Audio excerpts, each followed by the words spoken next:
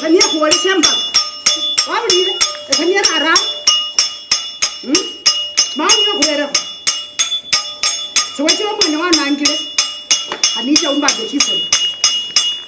Haya hina. Cheza. Cheza. Haya. Sirame nani usabakare sabayo bakare ko bali nkengile. Hayo wewe uzengeo mwana rebe bizamura. Mayibo ngakake bakotala mlani nono wingile. Hapa sasa mpaka leo.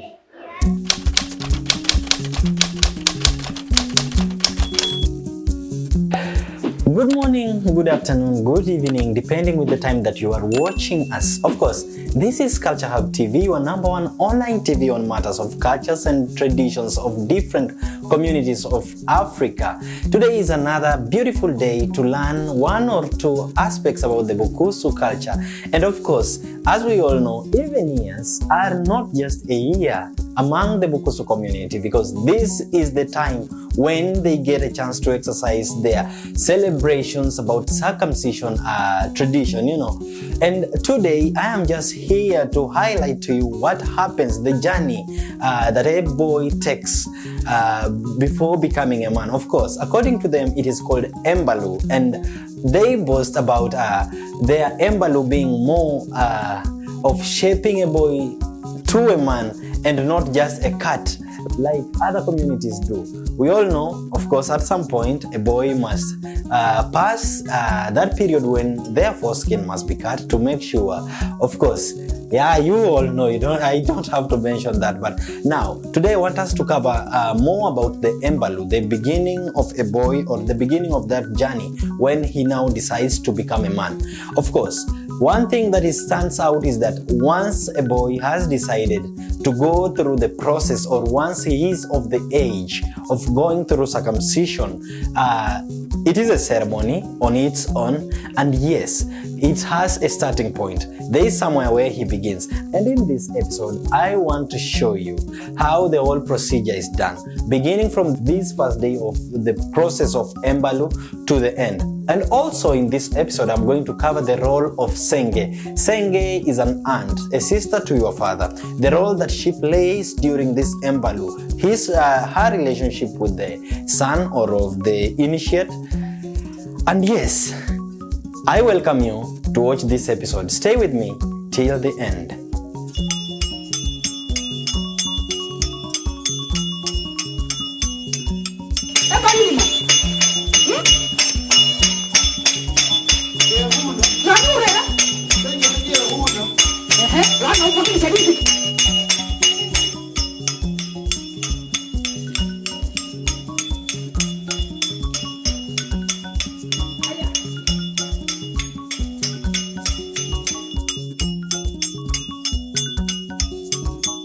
According to the Bukusu culture, once a male child is of age and ready for circumcision, the father will prepare him through advice and sharing of important information of their clan and repercussions of failing to withstand the knife.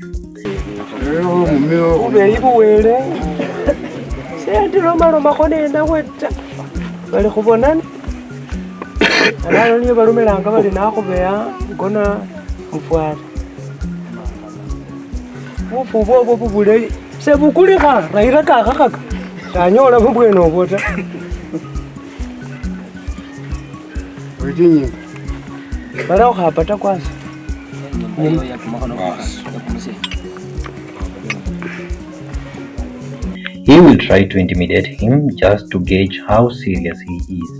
On seeing he is ready, he will initiate the process by asking the boy to dance while hitting the modified irons in his compound to pass information to neighbors that he will be having a circumcision ceremony. He will then assign some special individuals to take the boy to relevant homesteads for invitations, but the first homestead has to be the home of his aunt, sister to the father.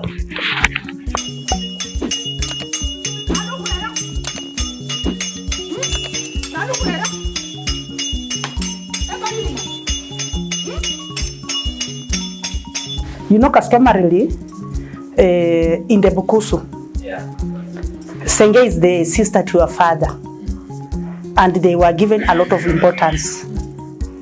there is nobody who is important in the community like a Senge. Senge asutalubito lwe babana. What I mean is Senge is the one who actually is able to advise and carry the blessings over the whole home.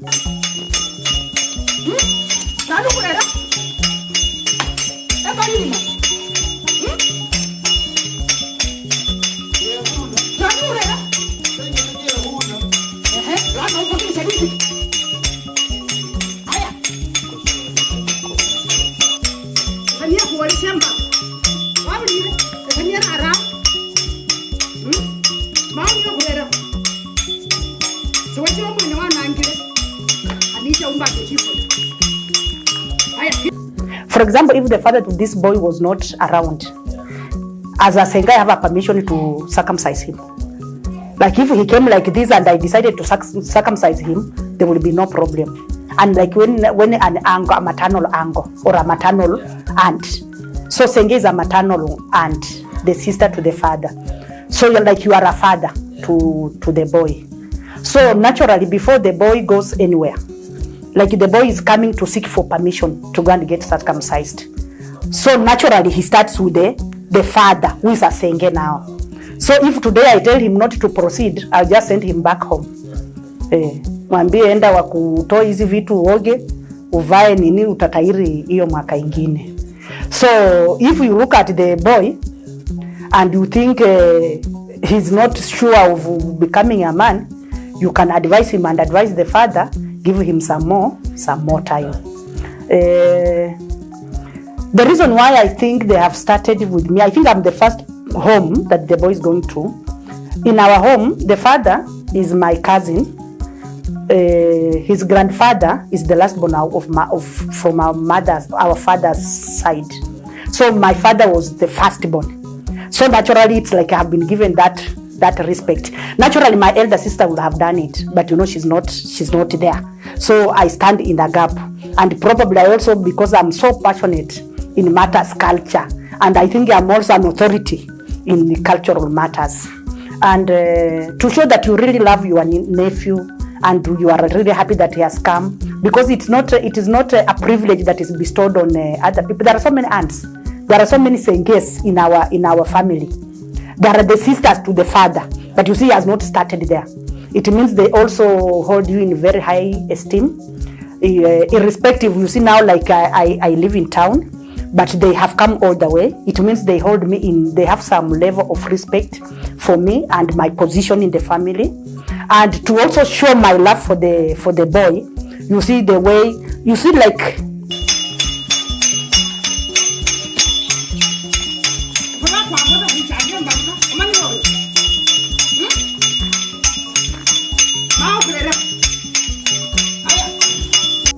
Sim and sugar is the sweetness of this world. And you know, Sim in the Bukusu culture is a delicacy. It is something that is very treasured. It's something that is really treasured and precious, and it doesn't come very easy. Nowadays, when you go to most homes, you don't find Sim. Like to get this Sim, I had to go far and really look for it. So that like ni kama maua na mpamba nayo, I'm showing him my love. I'm telling him that you are my beloved, and as a Senge, I love you, and I have given you the blessings to go and get circumcised. You also saw me with a glass of milk. That milk is pure. The milk is meant to clean his ways, to bless him, to make wherever he steps to be pure, so that nobody can be able to, you know, circumcision in our culture comes with so many things. Like when a child has announced getting circumcised and started the journey of, you know, now what he's trying to tell his relative that, come, I'm going to become a man. So he's calling us to go and witness him becoming a man. And you know that journey has got so many issues. We have the evil eyes. We have people who are not happy with it. We have with the people who can be able, even when he's traveling, you know, like for example, the way he's like this, he's not even supposed to fall. He's really, people work with him also have to be very clean. They don't just pick anybody. For you to see the family has told you take this child somewhere, they trust you. So inamaanisha wale wanatembea nao pia there are people that they have looked, they are good people. And when they see danger, they can protect him. And that is why unaona ninamwagilia maziwa. I am sort of protecting him. I'm sort of cleansing him. I'm sort of showing him that this precious milk is, that is how I look at you. Yeah, so... What about the Ken? So you at some point? Yes. That is supposed to harden him. And you know, blessing comes with the rebuke. You rebuke somebody. I also want to harden him. I also want to test and see if he's ready. If you give him a small whip and he cries, that is not somebody who can withstand a knife.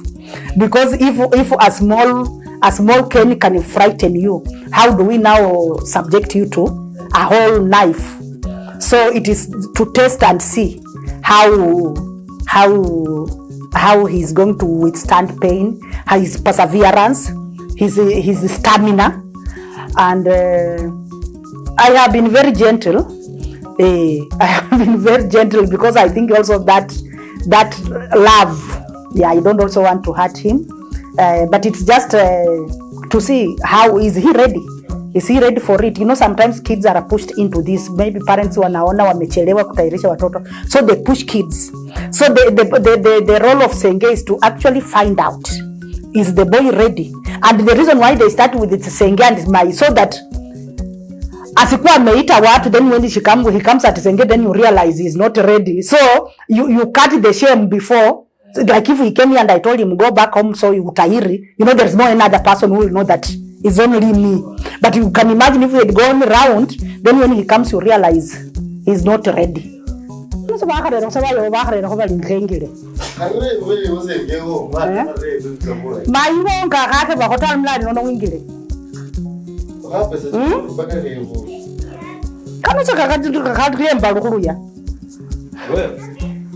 Kuranga hapa kilisha disiki. Haya. Kuleja tu. So that is why they start with the Senge. A special gift that Senge is supposed. Yes. Especially when at this stage you don't give him any gift. But when, for example, especially now that he has started from my place, maybe to honor that respect the family has given to me, I have to give him a special gift. At the time when now he has gotten circumcised, he has in December now, when we are celebrating him coming out of childhood to manhood, I have to give him a special gift that I don't need even to tell him now. So yeye ataona tu whatever nitampelekea, na izata mnunulia gari. This is I think this is generation alpha. so yeah, wako yeah, always make so whatever it will be, but I'll be there when he's getting circumcised. I'll look him in the eye. Generally it is Senge. Oh, are you the same person who will walk out with the yes, yeah. So that is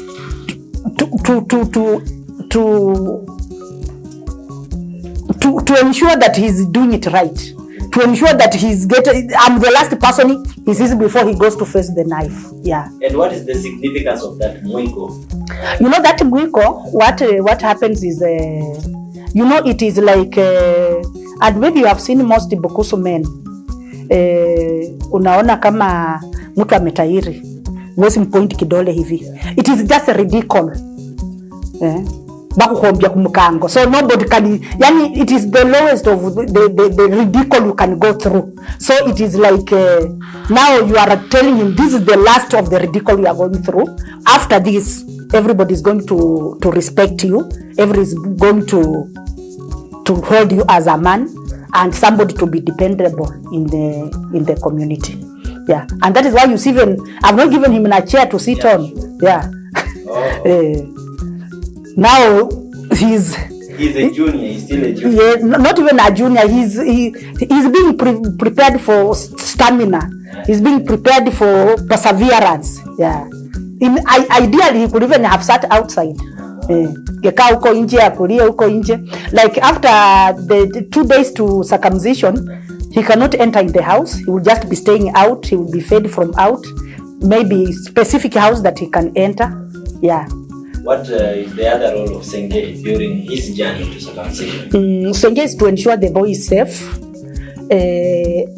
Even in those days, I don't know if they were practice culture my way. Usually when he goes at when he will go to now call his, his now maternal uncle to be the last. Now he comes there to be circumcised. After he has done everybody, called everybody, now the day before he's circumcised, he goes to his uncle's place.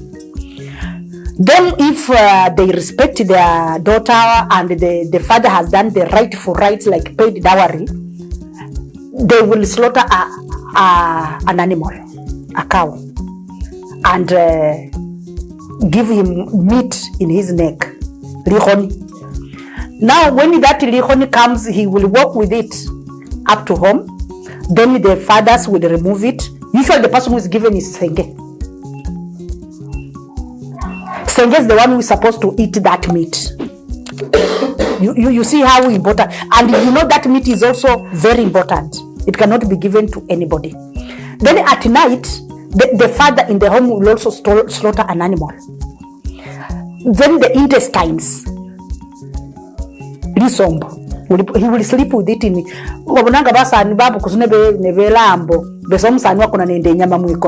That is it. He will sleep with that matumbo kwa shingo. So you can imagine the kind of why Bukusu men are really, when you talk about it, that is the difference between Khukheba Mundu and Embalu. Now what he's going through is Embalu now. Khukheba is anybody. You can walk in a hospital, you get your foreskin cut, Khukheba. But Embalu is the whole thing. It's between Embalu and Khukheba. So we prepare our ninis for Embalu. So after that, even that meat yenye amelala nayo wakimutoa. Usually some Senges used to also eat that. But I think this is a modern nini. They will put in his things pamoja na maybe matope kama atapakwa, and then it is kept safely. Yeah. And even the skin, the foreskin that will be, the person who is given those things to actually also keep is the Senge. They will know where to. It's actually about protecting their nephew and making sure that they are safe. Most people believe, you have seen that those are the things that now people use to damage it's a belief, I don't know, to damage the destiny of. So that is why you see so many human rights have argued that why do children have to go through all this? It is dehumanizing. To us, it's culture. It has a very important role to play before we look at the human side. It is, and in most cases, it is done with a lot of love, yeah, and in the best interest of everybody involved, yeah. Okay, thank you, Senge. Yes. Okay. So our Musinde will sit here. Sasa ataniambia story.